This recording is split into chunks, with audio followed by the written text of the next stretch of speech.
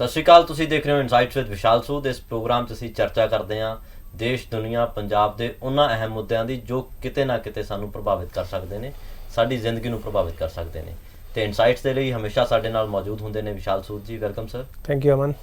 Sir, Punjab ਦੇ ਵਿੱਚ ਪੰਚਾਇਤੀ ਲੈਂਡਸ ਦਾ ਬਹੁਤ ਮਸਲਾ ਉੱਠਿਆ ਤੇ ਉਹਦੇ ਵਿੱਚ ਪਹਿਲਾਂ ਤਾਂ LPU ਦੇ ਸਵਾਲ ਉੱਠੇ, ਹੁਣ ਦੂਜਾ ਸਵਾਲ ਉੱਠਿਆ ਕਿ ਸੰਤ ਸੀਚੇਵਾਲ, ਬਲਬੀਰ ਸਿੰਘ ਸੀਚੇਵਾਲ ਜੋ ਰਾਜ ਸਭਾ ਤੋਂ ਮੈਂਬਰ ਨੇ, ਉਹਨਾਂ ਕੋਲ ਵੀ ਪੰਚਾਇਤੀ ਜ਼ਮੀਨ ਹੈ, ਇਹ ਦਾਅਵਾ ਕੀਤਾ ਗਿਆ ਕਾਂਗਰਸ ਵੱਲੋਂ। ਦੇਖੋ, ਇਹਦੇ 'ਚ ਕੋਈ ਸ਼ੱਕ ਨਹੀਂ ਆ ਕਿ ਪੰਚਾਇਤੀ ਜ਼ਮੀਨਾਂ ਦੇ ਉੱਤੇ ਇਨਫਲੂਐਂਸ਼ੀਅਲ ਲੋਕਾਂ ਦਾ ਕਬਜ਼ਾ ਇੱਕ ਹਕੀਕਤ ਹੈ ਸਾਡੇ ਪੰਜਾਬ ਦੀ। ਆਈ ਡੋਂਟ ਨੋ ਹੋਰ ਸਟੇਟਸ 'ਚ ਹੀ ਹੋਏਗਾ, ਪਰ ਪੰਜਾਬ ਦੀ ਡੈਫੀਨੇਟਲੀ ਹਕੀਕਤ ਹੈਗੀ ਆ। ਤੇ ਕਾਫੀ ਪ੍ਰੀਮੀਅਮ ਲੈਂਡ ਜਿਹਦਾ ਯੂਜ਼ ਉਸ ਵਿਲੇਜ ਦੀ ਪ੍ਰੋਗਰੈਸ ਲਈ ਕੀਤਾ ਜਾਂਦਾ ਹੈ। ਦੇਖੋ, ਲੋਕੀ ਸੋਚਦੇ ਨੇ ਸ਼ਾਮ ਨਟ ਲੈਂਡ ਕਿਸੇ ਦਾ ਨਹੀਂ ਆ, ਕਿਸੇ ਨੂੰ ਕੋਈ ਫਰਕ ਨਹੀਂ ਪੈਂਦਾ। ਇਹਦੇ ਵਿੱਚ ਦੋ ਚੀਜ਼ਾਂ ਹਿਸਟੋਰੀਕਲ ਗਲਤੀਆਂ ਸਾਡੀਆਂ ਨਜ਼ਰ ਆਉਂਦੀਆਂ ਕਿ ਉਸ land the utilisation for community grains ਲਈ, ਕਮਿਊਨਿਟੀ ਪ੍ਰੋਡਕਟਿਵਿਟੀ ਲਈ ਕੀਤੀ ਜਾਣੀ ਚਾਹੀਦੀ ਸੀ, ਜੋ ਨਹੀਂ ਹੋਈ। ਉਹ ਪਿਆ ਰਹਿੰਦਾ ਸੀ, ਕੋਈ ਇਹਦੇ ਵੱਲ ਧਿਆਨ ਨਹੀਂ ਦਿੰਦਾ ਸੀ। ਸ਼ੁਰੂ ਤੋਂ ਹੀ ਉਹਨੂੰ ਜੇ ਯੂਟੀਲਾਈਜ਼ ਕੀਤਾ ਜਾਂਦਾ, ਉਹਦੀ ਵੈਲਿਊ ਅੱਜ ਹੋਰ ਜ਼ਿਆਦਾ ਹੁੰਦੀ। ਉਹਦੇ ਨਾਲ ਕੀ ਹੋ ਗਿਆ ਕਿ ਤੁਸੀਂ ਜਿਹੜੇ ਪਿੰਡਾਂ ਦੇ ਜਿਹੜੇ ਬੈਕਵਰਡ ਲੋਕੀ ਸਨ, ਜਿਹੜੇ ਲੈਂਡਲੈਸ ਲੋਕੀ ਸੀ, ਉਹਨਾਂ ਨੂੰ ਤੁਸੀਂ ਕਾਈਂਡ ਆਫ ਉੱਥੇ ਉਹਨਾਂ ਦਾ ਜਿਹੜੀ ਹੈਗਾ ਰਹਿਣਾ ਬਸਰ, ਉਹ ਤੁਸੀਂ ਆਸਾਨ ਕਰ ਸਕਦੇ ਸੀ, ਜੋ ਕਦੀ ਨਹੀਂ ਹੋਈ।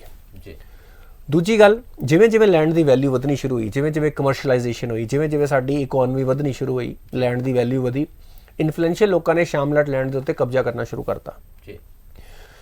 ਜਿਹੜੀ ਫਰੀडम ਸਰਪੰਚ ਨੂੰ ਜਾਂ ਪੰਚਾਇਤ ਨੂੰ ਹੁੰਦੀ ਸੀ, ਉਹਦਾ ਮਿਸਯੂਜ਼ ਕਰਕੇ, ਰਾਈਟ, ਉਹਦਾ ਫਾਇਦਾ ਚੁੱਕ ਕੇ, ਤੇ ਕਈ ਵਾਰੀ ਤੇ ਕੋਈ ਕੁਐਸਚਨ ਹੀ ਨਹੀਂ ਪੁੱਛਦਾ ਸੀ, ਕੋਈ ਕਾਗਜ਼ੀ ਕਾਰਜ ਜਿੱਥੇ ਕੋਈ ਵੀ ਨੋਮ ਨਹੀਂ ਸੈੱਟ ਹੁੰਦਾ ਸੀ, ਲੋਕਾਂ ਨੇ ਆਪਣੇ ਬਿਜ਼ਨਸਿਸ ਖੋਲ੍ਹੇ ਉੱਥੇ, ਲੋਕਾਂ ਨੇ ਉੱਥੇ ਸਕੂਲ ਕਾਲਜ ਬਣਾਏ ਆਪਣੇ, ਲੋਕਾਂ ਨੇ ਉੱਥੇ ਆਪਣੇ ਮੈਰਿਜ ਪੈਲੇਸ ਬਣਾਏ, ਲੋਕਾਂ ਨੇ ਸਾਰੇ ਕਮਰਸ਼ੀਅਲ ਕੰਮ ਉੱਥੇ ਕੀਤੇ।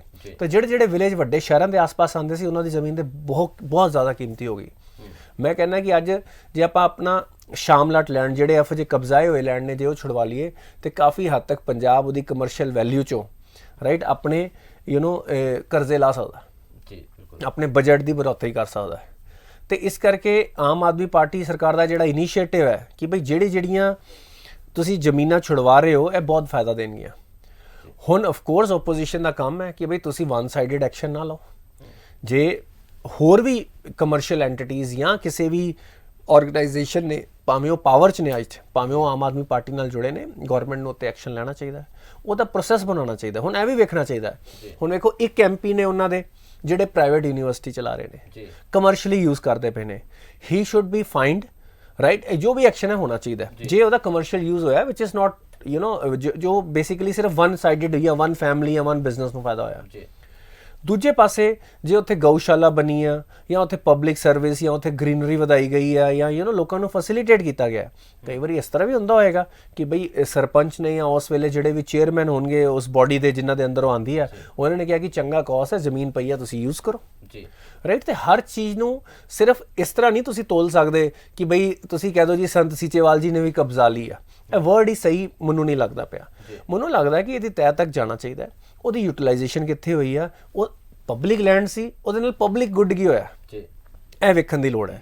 ਵੇਖੋ, ਓਪੋਜੀਸ਼ਨ ਦਾ ਕੰਮ ਹੈ, ਕਾਂਗਰਸ ਪਾਰਟੀ ਦਾ ਇਸ ਵੇਲੇ, ਕਿ ਬਈ ਆਮ ਆਦਮੀ ਪਾਰਟੀ ਨੂੰ ਟਾਰਗੇਟ ਕਰੀ ਜਾਓ। ਹੁਣ ਕਈ ਟਾਰਗੇਟ ਨਿਸ਼ਾਨੇ ਤੇ ਵੀ ਹੋਣਗੇ, ਕਈ ਫॉर ਦੀ ਸੇਕ ਆਫ ਓਪੋਜੀਸ਼ਨ ਵੀ ਹੋਣਗੇ, ਪਰ ਜਨਤਾ ਨੂੰ, ਗਵਰਨਮੈਂਟ ਨੂੰ, ਹਰ ਕਿਸੇ ਨੂੰ ਨਾ ਹਰ ਚੀਜ਼ ਨੂੰ ਸਪੈਸੀਫਿਕਲੀ ਵੇਖਣਾ ਪਏਗਾ। ਤੁਸੀਂ ਇੱਕੋ ਰੰਗ 'ਚ ਸਾਰਿਆਂ ਨੂੰ ਨਹੀਂ ਰੰਗ ਸਕਦੇ। ਕਿੰਨੇ ਜ਼ਮੀਨ ਕਿਸ ਕਰਕੇ ਵਰਤੀ, ਉਹਨੂੰ ਕਿਸ ਤਰ੍ਹਾਂ ਦਿੱਤੀ ਗਈ, ਕੀ ਕਿਸੇ ਨੇ ਜ਼ੋਰ ਜ਼ਬਰਦਸਤੀ ਨਾਲ ਲਿੱਤੀ, ਕਈ ਪੋਲੀਟੀਸ਼ੀਅਨ ਨੇ ਤਾਂ ਜ਼ੋਰ ਜ਼ਬਰਦਸਤੀ ਨਾਲ ਲਿੱਤੀ, ਕਈਆਂ ਦੇ ਕਿਉਂਕਿ ਉਹਨਾਂ ਦਾ ਕੰਮ ਚੰਗਾ ਸੀ, ਲੋਕਾਂ ਨੂੰ ਪਤਾ ਸੀ ਕਿ ਸੰਤ ਆਦਮੀ ਨੇ, ਲੋਕਾਂ ਨੇ ਉਹਨਾਂ ਨੂੰ ਵੱਧ ਚੜ੍ਹ ਕੇ ਵੀ ਦਿੱਤੀ, ਭਾਵੇਂ ਕਾਗਜ਼ੀ ਕਾਰਵਾਈ ਪੂਰੇ ਤਰੀਕੇ ਨਾਲ ਨਹੀਂ ਪੂਰੀ ਕੀਤੀ, ਉਹ ਪੂਰੀ ਕਰਵਾਓ। ਪਰ ਜੇ ਉੱਥੇ ਚੰਗਾ ਕੰਮ ਹੋ ਰਿਹਾ ਨਹੀਂ, ਤੁਸੀਂ ਕੰਮ ਰੋਕ ਦਿਓ। ਤੇ ਮੈਨੂੰ ਇਹ ਲੱਗਦਾ ਕਿ 99% ਕੇਸਿਸ 'ਚ ਜਿਹੜੇ ਗਲਤ ਕਬਜ਼ੇ ਨੇ ਉਹ ਛੁਡਵਾਏ ਜਾਣੇ ਚਾਹੀਦੇ ਨੇ। 1% ਕੇਸਿਸ ਸ਼ਾਇਦ ਉਹ ਜ਼ਮੀਨ ਬੈਟਰ ਯੂਟੀਲਾਈਜ਼ ਹੋ ਰਹੀ ਹੈ, ਉਹ ਨਾ ਤੁਸੀਂ, ਜਿਹੜਾ ਫਾਇਦਾ ਹੋ ਰਿਹਾ ਉਹ ਨਾ ਤੁਸੀਂ ਰੋਕ ਦਿਓ।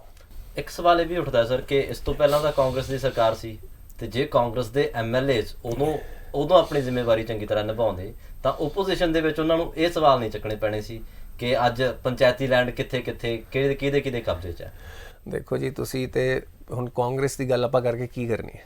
ਦ ਪੁਆਇੰਟ ਇਸ ਕਿ ਦੇ ਉਹਨਾਂ ਦੇ ਉੱਤੇ ਕਰਪਸ਼ਨ ਦੇ cases, they have a long history, ਉਹਨਾਂ ਦੇ ਕਾਫੀ MLAs ਮਿਨਿਸਟਰਸ ਦੇ ਉੱਤੇ, ਮਤਲਬ ਜਿਸ ਗਵਰਨਮੈਂਟ ਦੇ ਵਿੱਚ ਡਰਗ ਟ੍ਰੇਡਿੰਗ ਦੇ ਐਲੀਗੇਸ਼ਨਸ ਲੱਗੇ ਹੋਣ, ਜਿੱਥੇ ਤੁਸੀਂ ਬੇਸਿਕਲੀ ਰੇਤ ਮਾਫੀਆ ਤੇ ਉਹਨਾਂ ਆਈ ਮੀਨ ਲੈਂਡ ਦਾ ਕਬਜ਼ਾ ਤੇ ਇਜ਼ ਬੇਸਿਕਲੀ ਉਹਨਾਂ ਨੂੰ ਲੱਗਦਾ ਹੋਏਗਾ ਕਿ ਸਭ ਤੋਂ ਮਤਲਬ ਕਿ ਇਮਾਨਦਾਰੀ ਵਾਲਾ ਕ੍ਰਾਈਮ ਲੱਗਦਾ ਹੋਏਗਾ ਕਿ ਕਿਸੇ ਦੀ ਜ਼ਮੀਨ ਨਹੀਂ ਹੈ, ਪਬਲਿਕ ਲੈਂਡ ਹੈ ਅਸੀਂ ਲੈ ਲਈ। ਉਹ ਤੇ ਬਸ ਰੈਗੂਲੇਸ਼ਨਸ ਉਹਨਾਂ ਨੂੰ ਰੋਕਦੇ ਪਏ ਸੀ, ਮੈਂਟਲੀ ਤਾਂ ਉਹਨਾਂ ਨੂੰ ਲੱਗਦਾ ਯਾਰ ਜ਼ਮੀਨ ਦਾ ਤੇ ਹੱਕ ਹੀ ਸਾਡਾ ਜੀ। ਤੇ ਆਫ ਕੋਰਸ ਜੇ ਉਹਨਾਂ ਨੇ ਆਪਣੇ ਕੰਮ ਵਧੀਆ ਤਰੀਕੇ ਨਾਲ ਕੀਤੇ ਹੁੰਦੇ, ਰਾਈਟ, ਆਪਾਂ ਇੰਡੀਆ ਐਟ 75 ਦੀ ਗੱਲ ਕਰਦੇ ਪਏ ਹਾਂ, ਆਪਾਂ ਉਹਦੇ ਉੱਤੇ ਇੱਕ ਡਿਟੇਲ ਡਿਸਕਸ਼ਨ ਵੀ ਕਰਨ ਦੀ ਪਲੈਨਿੰਗ ਕਰਦੇ ਪਏ ਹਾਂ, ਤੇ ਇੰਡੀਆ ਐਟ 75 ਬਹੁਤ ਹੀ ਅਲੱਗ ਲੈਵਲ ਤੇ ਹੁੰਦਾ ਜੇ ਕਾਂਗਰਸ ਨੇ ਹਿਸਟੋਰੀਕਲੀ ਆਪਣੇ ਕੰਮ ਸਹੀ ਤਰੀਕੇ ਨਾਲ ਕੀਤੇ ਹੁੰਦੇ। ਬਿਲਕੁਲ ਸਰ।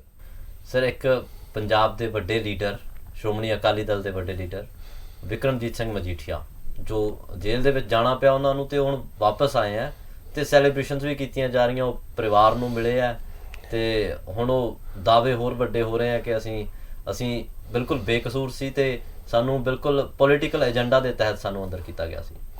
ਦੇਖੋ ਜਿਹੜਾ ਬੰਦਾ ਕੇਸ ਲੜਦਾ ਪਿਆ, ਜੇ ਉਹ ਆਪਣੇ ਆਪ ਨੂੰ ਡਿਫੈਂਡ ਕਰਦਾ ਪਿਆ, ਉਹ ਤਾਂ ਇਹੋ ਹੀ ਕਹੇਗਾ ਕਿ ਬਈ ਮੈਂ ਤਾਂ ਇਨੋਸੈਂਟ ਹਾਂ, ਰਾਈਟ। ਜੇ ਉਹ ਆਪ ਹੀ ਕਹਿਣ ਕਿ ਮੈਂ ਗਿਲਟੀ ਹਾਂ, ਤੇ ਫਿਰ ਤੇ ਸਿੱਧੀ ਇੱਕ ਇਹੋ ਫਾਰਮੈਲਿਟੀ ਰਹਿ ਗਈ ਨਾ ਕਿ ਬਈ ਇਹ ਸਜ਼ਾ ਦੇਣੀ ਹੈ, ਕਿੰਨੇ ਸਾਲ ਦੀ ਸਜ਼ਾ ਦੇਣੀ ਹੈ ਜਾਂ ਕੀ ਸਜ਼ਾ ਦੇਣੀ ਹੈ, ਫਿਰ ਤੇ ਫਾਰਮੈਲਿਟੀ ਰਹਿ ਗਈ। ਤੇ he has his right to make those claims, ਬਾਕੀ law will decide.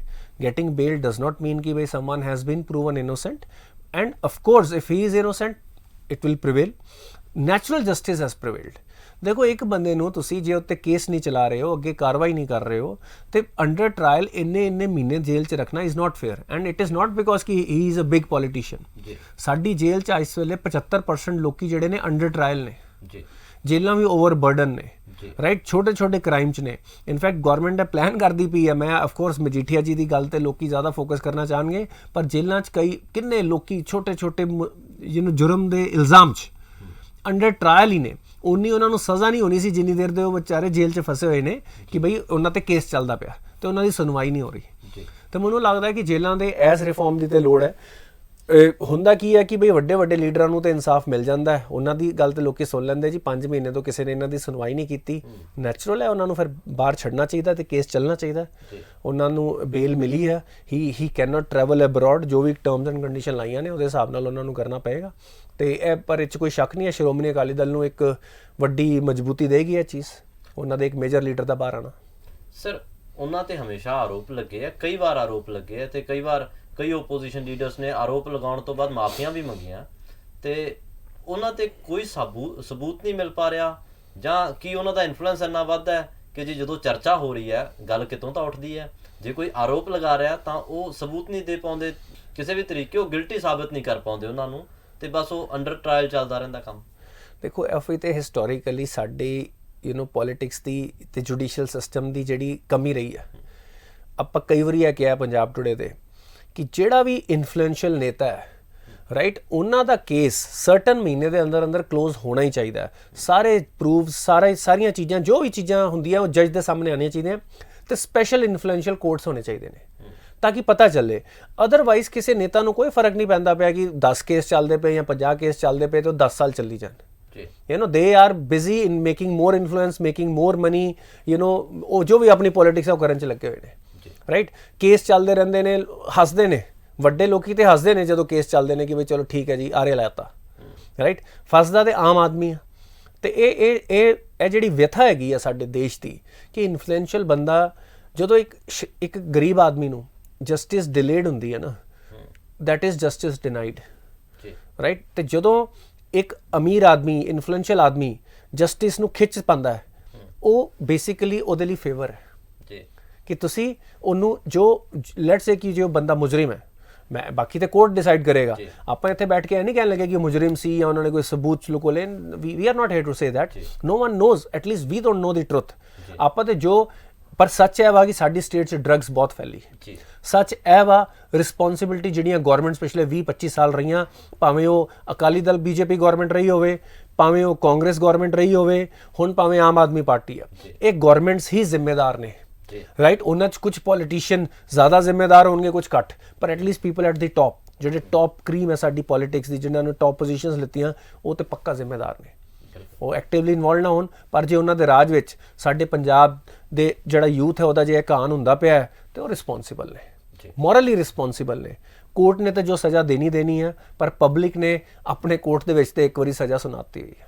Sir, prime minister Modi ने कहा है कि फ्री बीज जो हम देने की बात करते हैं या लेने की बात करते हैं वो कहीं ना कहीं आत्मनिर्भर भारत बनाने में हमें दिक्कत देगा। देखिए, उन्होंने ये जो स्टेटमेंट दी है ये किसी हद तक सही भी है। जब आप एक देश, स्पेशली जो भारत जैसा देश है जहाँ पे लोग इकोनॉमिकली, सोशली, एजुकेशन वाइज इतनी वेरिएंस है कि आपको कुछ लोगों को तो सपोर्ट देनी है, उनको फ्री बीज नहीं कह सकते, उसको सोशल इंक्लूजन बोला जाना चाहिए कि हमें कुछ लोगों को इंक्लूड करना है। पर जब आप ऐसी चीज़ें अनाउंस कर दो, उनका इस बात से मतलब था प्राइम मिनिस्टर मोदी का कि जब आप ऐसी अनाउंसमेंट्स कर दो कि जहाँ पे आप अगली जनरेशन पे बोझ डाल दो, राइट, आप ऐसी फ्री बीज अनाउंस कर दो कि जिसकी जो बेसिकली पॉपुलिस्ट मेजर है, जो सोशल इंक्लूजन नहीं करता है, जो बस ये कि भाई हमें आप वोट दोगे तो आपको ये चीज़ें सस्ती मिल जाएंगी, जबकि वो लोग अफोर्ड भी कर सकते हैं।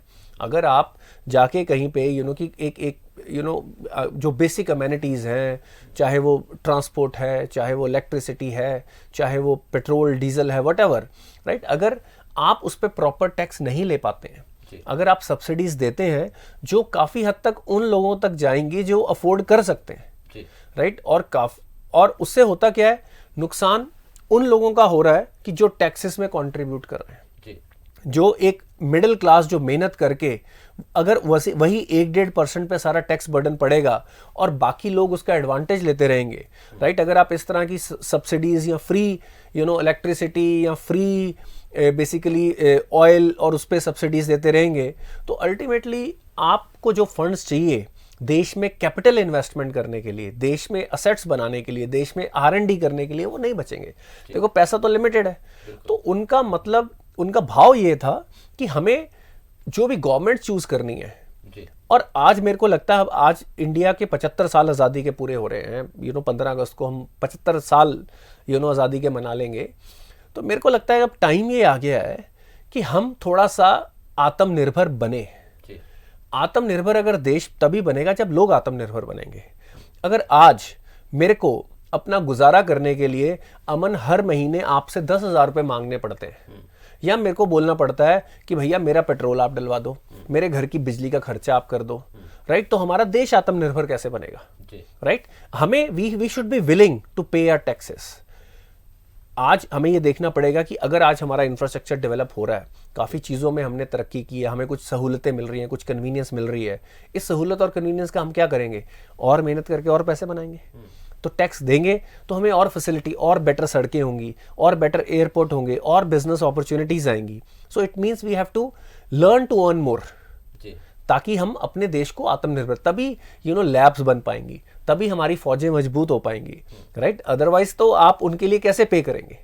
तो ये आत्मनिर्भरता की तरफ हमें सब्सिडी कल्चर, हमें मैं कई बार बोलता हूँ कि जो चुनावी वादे और वादों में फर्क होता है, राइट, वादे पूरे होते हैं, चुनावी वादे कभी पूरे नहीं होते।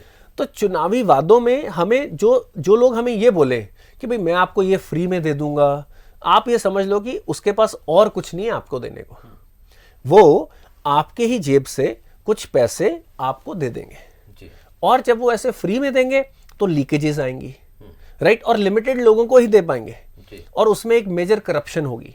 जब आप एक फेयर मार्केट प्राइस पे आप अपनी चीज ले रहे हो, अपने टैक्सेस भर रहे हो, करप्शन खत्म होगी। करप्शन खत्म होगी तो जो भी पब्लिक सर्विसेज हैं उनकी डिलीवरी और बेटर होगी। बिल्कुल सर, एक नेता है हमारे नीतीश जी, उन्होंने एनडीए के साथ अपना नाता तोड़ दिया, और फिर से, बिल्कुल सर, और वो हर 6 साल बाद उनका जो पार्टी बदलने का चलन है वो चल रहा है, अभी जारी है, और आरजेडी के साथ मिलकर उन्होंने सरकार बनाई है बिहार में। देखो इसका नेशनल पॉलिटिक्स पे कितना असर होगा ये अभी थोड़े टाइम में पता चलेगा, पर इसने एक चीज साबित कर दी है कि तेजस्वी यादव अब एक बहुत ही परिपक्व पॉलिटिशियन बन गए।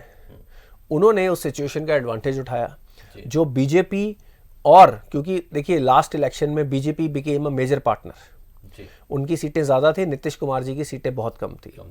अब नीतीश कुमार जी के जो एमपी भी थे वो भी नरेंद्र मोदी के नाम पे लड़े और जीते, जी। राइट। तो अब उनको ये लग रहा था कि जैसा इसको उससे भी जोड़ा जा रहा है जो महाराष्ट्र में हुआ, जी। कि जैसे जो अब शिवसेना है वो कितनी वीक हो गई, बिकॉज उनके अपने नेताओं को ये लगा कि वो जब जो खास तौर पे एमपी थे और कई नेता थे वो बीजेपी के बिना सरवाइव नहीं कर सकते और वो मैंडेट नहीं है। जी। और अब दूसरा इसको इस तरीके से जोड़ा जा रहा है कि एक तो वो ये डर रहे हैं कि कहीं उनकी जनता दल यूनाइटेड का हाल शिवसेना जैसा ना हो जाए, वो अपने हाथों से जनता दल यूनाइटेड ना गवा बैठे, राइट।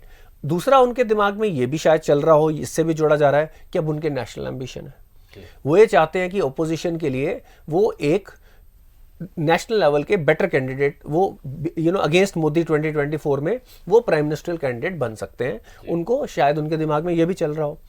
अल्टीमेटली ये चीज़ें करती क्या हैं कि जो भी जनता है वो इसका प्राइस पे करती है। अब मिनिस्ट्री चेंज होगी, नए चीज़ें बनेंगी, तब तक सारे काम रुक जाएंगे।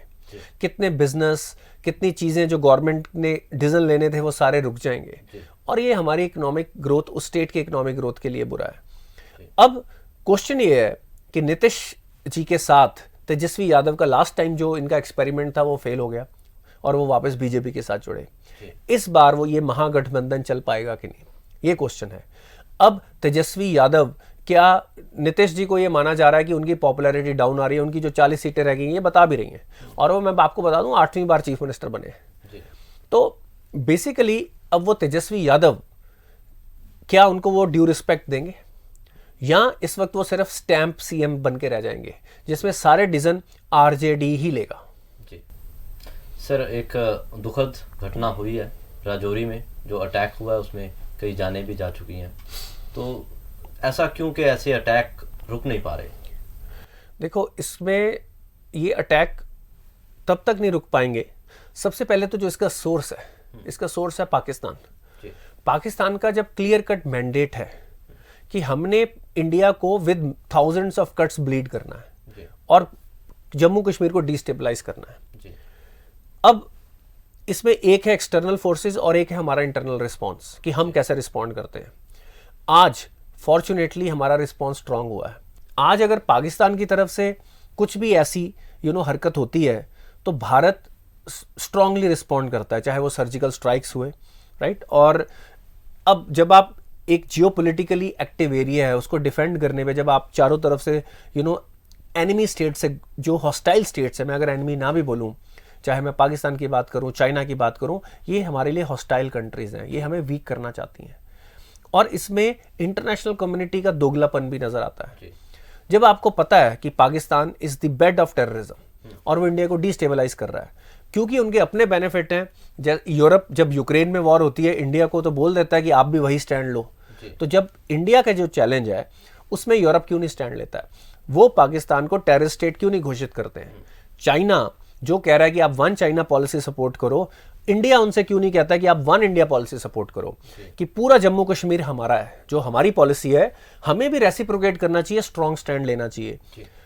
अब मैं ये तो कंप्लेन नहीं कर सकता क्योंकि करंट गवर्नमेंट पहली गवर्नमेंट से बहुत मजबूती से रिस्पॉन्ड कर रही है, पर मेरे को ये लगता है कि जैसे जैसे हम अपनी स्ट्रेंथ बढ़ाएंगे, हमारा जो स्ट्रैंड होगा, या हमारी जो कैपेबिलिटीज होंगी to defend our borders, to make our borders non porous, वो बढ़ती जाएंगी। But still lot more needs to be done, strong action needs to be done. और अब 3 साल हो गए हैं, 5 अगस्त को 3 साल हो गए थे धारा 370 हुए। जम्मू कश्मीर धीरे धीरे इंटीग्रेट होगा। जो पहले पाकिस्तान को एक लोकल सपोर्ट मिल रही थी वो भी धीरे धीरे ड्राई आउट होनी शुरू हो जाएगी। जो भी सेपरेटिस्ट लीडर थे उन सब के जो काले चिट्ठे खुल चुके हैं, या वो जेल में है या उनको डीएक्टिवेट कर दिया गया है। तो मेरे को ये लगता है कि ये नंबर्स आप देखेंगे फ्रीक्वेंसी में कम होते जाएंगे अगर इसी तरह स्ट्रांगली हम अपने आप को स्ट्रेंथन करते रहे और ग्लोबल सपोर्ट और डोमेस्टिक सपोर्ट लोगों की अपने इस विजन के लिए, वन इंडिया विजन के लिए लेते रहे। सर, ऋषि सुनक जो प्राइम मिनिस्टर की दौड़ में है यूके में, उन्होंने कहा है कि मैं फॉल्स प्रॉमिस नहीं करूंगा, फेक प्रॉमिसेस नहीं करूंगा, इसकी बजाय हार जाना पसंद करूंगा मैं। अमन, इसमें कोई शक नहीं है कि ऋषि सुनक इकोनॉमिक्स के बारे में तो डेफिनेटली बेटर जानते हैं लिज ट्रस से, जो उनकी प्रतिद्वंदी हैं इस पीएम रेस में, और प्रोबेबिलिटी यही लग रही है कि उन्हीं वही प्राइम मिनिस्टर बनेंगी। और देखो पॉलिटिशियन हमेशा ही अपनी सच्चाई की गुहार देते आए हैं जी और ultimately it is about people. लोग क्या चाहते हैं इस वक्त तो है, उस पार्टी के लोग क्या चाहते हैं कि हमारा लीडर कौन हो। जी और बेसिकली जो पॉइंट वो डिस्कस करना चाह रहे थे कि जो लिस्ट ट्रस्ट है वो कह रही है कि मैं टैक्सेस को कम करूंगी। टैक्सेस कम करने से क्या होगा कि हमारे लोगों के हाथ में ज़्यादा पैसा आएगा। अब यूके इस वक्त 2 चीज़ों से जूझ रहा है। अपार्ट सबसे बड़ी प्रॉब्लम तो उनकी है इन्फ्लेशन। तो जब लोगों के हाथ में पैसा ज़्यादा आता है इन्फ्लेशन अपने आप बढ़ती है, तो इन्फ्लेशन की प्रॉब्लम तो आप सॉल्व भी नहीं कर पाए। ऊपर से आपने अपना रेवेन्यू कम कर लिया। अब ऋषि सुनक की आर्ग्यूमेंट तो लॉजिकल रखती है। वो ये कह रहे हैं कि जब आप टैक्स घटाओगे तो सबसे ज़्यादा बेनिफिट तो अमीर लोगों को होगा जिनको इस वक्त कोई प्रॉब्लम आ भी नहीं रही है। लग्जरी गुड्स की सेल तो बढ़ रही है। तो उसके अलावा आप क्या करोगे कि जब आपने लोगों को पैसा देना है और अपने एक्सपेंस करने आप बोरोइंग करोगे, तो इस जनरेशन की बोरोइंग फिर अगली जनरेशन पे करेगी, तो आप अगली जनरेशन पे बोझ डाल के जा रहे हो। और यही बात ऋषि सुनक कहना चाह रहे हैं कि टैक्स हटाना इस वक्त सोल्यूशन नहीं है। सबसे इंपॉर्टेंट सोल्यूशन ये है कि हम अपनी प्रोडक्टिविटी बढ़ाएं, राइट, और हम जो अपने एक्सपेंसेस है, गवर्नमेंट के एक्सपेंसेस हैं, उनको कंट्रोल करें। सर, पिछले दिनों में चर्चा में रहा चाइना और ताइवान का जो मसला था, यूएस का वहां आना, और उसके बाद एक डर बना हुआ है लगातार कि क्या चाइना अब ताइवान पे अटैक कर सकता है या उसके बाद यूएस का क्या रिस्पांस रहेगा और ताइवान क्या कर सकता है, जो कुछ चल रहा है। देखिए, चाइना ने अभी एक बहुत ही कॉम्प्रिहेंसिव सिमुलेशन की, मतलब कि पूरे सिनेरियो पे प्रैक्टिस की लाइव एम्यूनिशन के साथ कि अगर ताइवान पे कब्जा करना है तो अटैक कैसा होगा। और इसकी पूरी दुनिया में बहुत ही घनी निंदा हुई है कि आप एक दूसरी कंट्री को, आप एक तो बोल रहे हो कि ये पार्ट है हमारा, ज़बरदस्ती बोल रहे हो, और आप उनको धमका रहे हो। और उन्होंने जो ताइवान स्ट्रेट है, जो पूरे उस रास्ते को रोके रखा और वहाँ से बिजनेस रोक रखा है। अब ताइवान आइलैंड है और उनकी ज़्यादातर एनर्जी नीड्स इंपोर्ट के बेस पे ही पूरी होती हैं, तो उन्होंने पूरी की पूरी इकोनॉमी को वहाँ पे रिस्क पे डाल दिया और लोगों को डराया।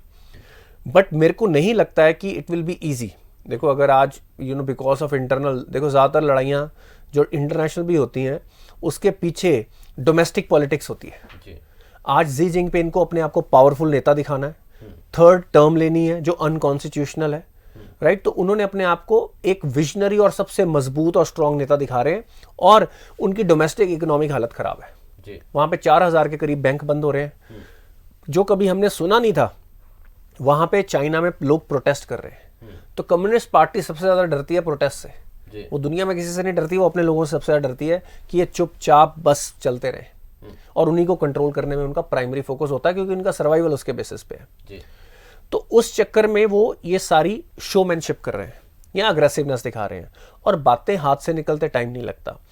पर मैं आपको एक बात बता दूं, अगर मैं इसको सिर्फ वॉर स्ट्रेटेजी के पर्सपेक्टिव से देखूं, ताइवान को अमेरिका ने बहुत अच्छे अच्छे हथियार दिए हुए हैं, बेस्ट वेपन सिस्टम दिए हुए हैं, और चाइना की जितनी डेवलप्ड सिटीज़ हैं, जो आप समझ लो उनकी 70% इकोनॉमी उसी कोस्ट पे है, तो वहां तक ताइवान को अटैक करना कोई मुश्किल नहीं होगा, और यूएसए की शिप्स पास में ही है। तो मेरे को ये लगता है ये सारी कैलकुलेशन चाइना को सोचनी पड़ेगी। पर इस सारे के बीच में मेरे को ये लगता है कि अब इंडिया को भी एक स्टेप और बढ़ाना चाहिए, जो हम अभी थोड़ी देर पहले भी बात कर रहे थे, कि अगर चाइना 1 इंडिया बात एग्री नहीं करता है और पीओके के बीच में से अपनी रोड निकाल रहा है, तो इंडिया को भी ताइवान को ताइवान बोलना चाहिए, उनके साथ इंडिपेंडेंट बिजनेस और ये रिलेशन शुरू कर देने चाहिए, उनको रिकॉग्नाइज करना चाहिए।